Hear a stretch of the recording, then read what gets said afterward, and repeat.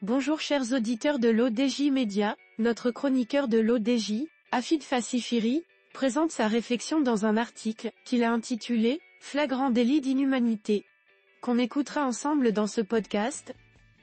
Notre journaliste entame sa présentation du sujet en disant « La France et les États-Unis ont du sang palestinien sur les mains et des milliers de morts sur la conscience. La barbarie la plus immonde. Conscience, c'est juste une façon de parler car justement puissance sans conscience n'est absolument et parfaitement que ruine de l'âme et de l'humanité d'une nation. » En s'opposant au projet de résolution de cessez-le-feu humanitaire déposé par Moscou lundi soir à l'ONU, la France, la Maison-Blanche et Londres ont démontré, à qui en douterait encore, que leurs consciences ont été définitivement anéanties par la dérive meurtrière et barbare de l'État sioniste. Notre chroniqueur de l'ODJ, Afid Fassifiri, enrichit son article de la manière suivante. Quel intérêt ont ces pays à s'opposer à un cessez-le-feu entre Israël et le Hamas ? Ces démocraties libérales, qui se réclament du monde libre, n'ont-elles pas sombré dans l'obscurantisme et succombé à la logique voulue et qui leur est imposée par le terrorisme d'État israélien ? La France, la Grande-Bretagne et les États-Unis sont désormais complices du génocide, qui se produit sous nos yeux à Gaza, et ont du sang palestinien sur les mains et des milliers de morts sur la conscience.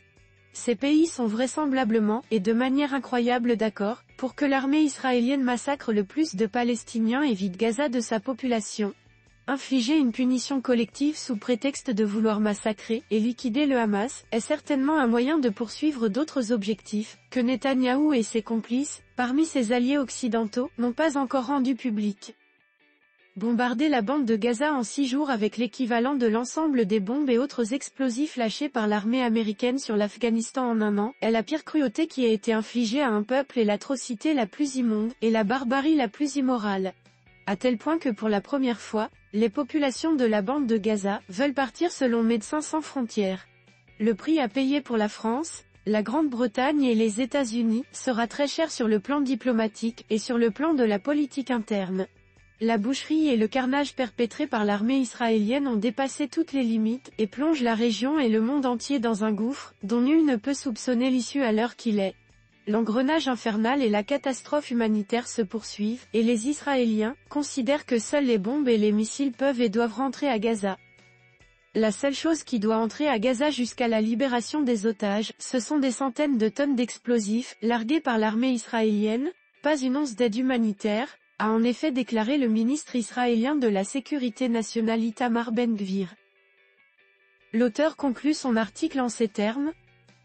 Autrement dit, aucun convoi humanitaire ne pourra être acheminé vers la bande de Gaza. Et à ce propos, des divergences profondes divisent les Européens, la Maison-Blanche et Netanyahou concernant l'arrivée des aides humanitaires et le début de l'offensive terrestre de Tsahal. Plus de 500 morts après le bombardement d'un hôpital, qu'Israël ne reconnaît pas et voudrait mettre sur le dos du djihad islamique, avec des scènes d'horreur et de terreur, sont un défi lancé à la face du monde et à la conscience de l'humanité. Il est non seulement question de crimes contre l'humanité et de crimes de guerre, dont devrait en principe se saisir la Cour pénale internationale, mais également de flagrants délits d'inhumanité. Assiégée, coupée du monde, Gaza souffre de pénuries de tout genre et ses populations civiles sont condamnées à mort avec la coupure de l'alimentation en eau, les hôpitaux qui n'ont plus de gaz et d'électricité sans compter les denrées alimentaires et les médicaments qui se font très rares. Sans parler du déluge de feu et de l'acharnement inhumain des Occidentaux.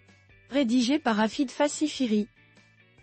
Merci d'avoir écouté ce podcast de l'ODJ Média, n'hésitez surtout pas à nous suivre sur nos réseaux sociaux, Instagram, Facebook, TikTok, LinkedIn et Twitter. Alors, on se dit au prochain podcast de nos chroniqueurs de l'ODJ, et à très bientôt.